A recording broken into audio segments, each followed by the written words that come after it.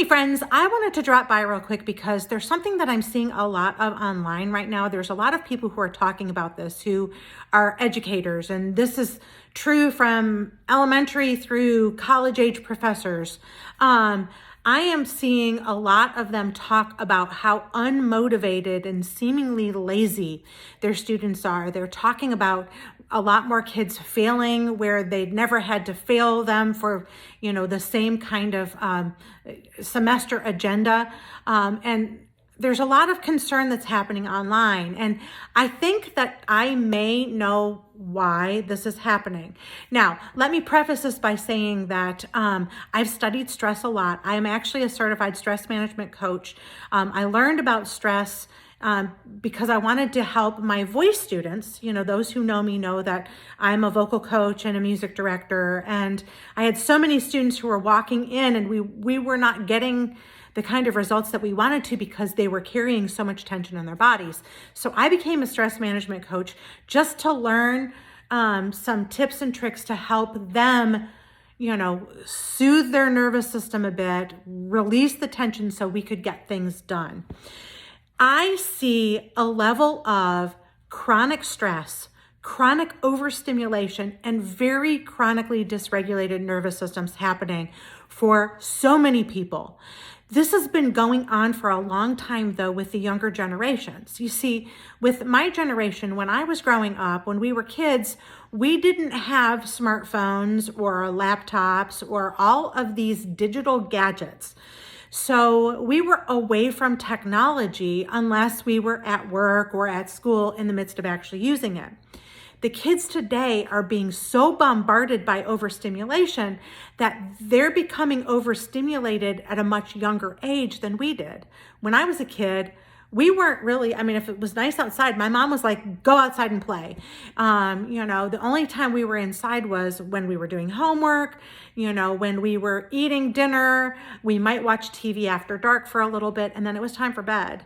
But I see this a lot. I musically direct at a couple of the theaters. I worked with the children, and I've seen so much overstimulation from the kids coming in after a school day. And, we've had some issues in the past with kids who were just so overstimulated. They're like, wow, they're just like wild. And what I started doing with those classes that were particularly out of control was we started doing some exercises to help kind of calm and regulate the nervous system.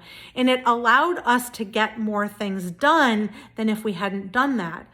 I think that every single person needs to have a general understanding of the stress response, how it impacts their body, and then how they can really start calming that stress response down to go from a fight, flight, freeze, and fawn response to rest and digest.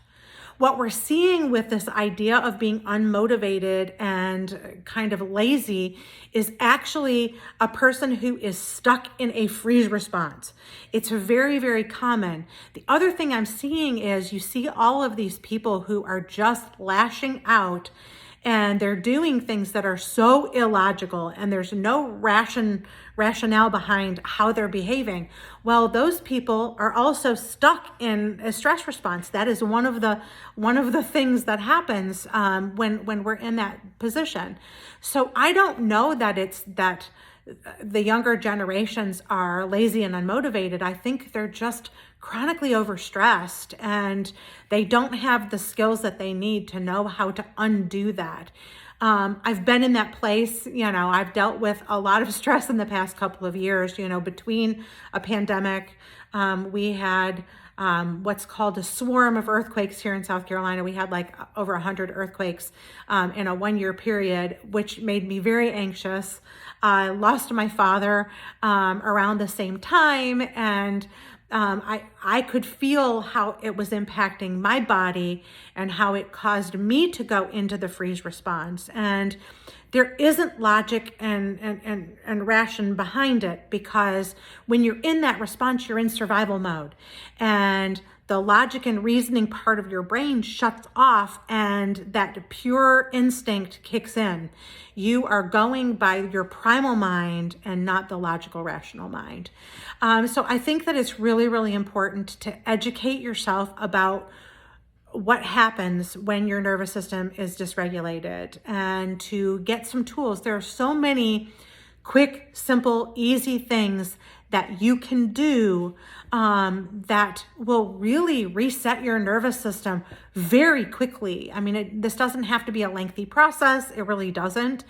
And when you're doing things, 10, 15 minutes a day, when you're doing these things regularly, you will start seeing a difference in your mental clarity, your physical energy.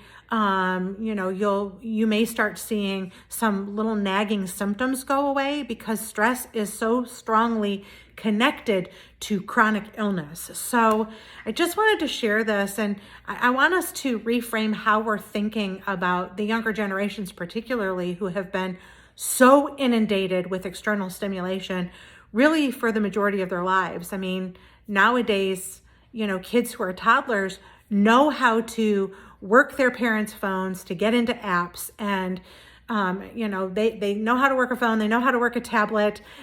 They're very tech savvy, but it just means that they're being more overly stimulated than anyone in my generation as a Gen Xer was. So just a little food for thought.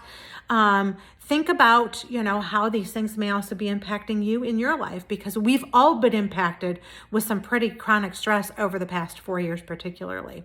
All right. Just wanted to share that. I hope you have a great day. All right. Love you. Bye now.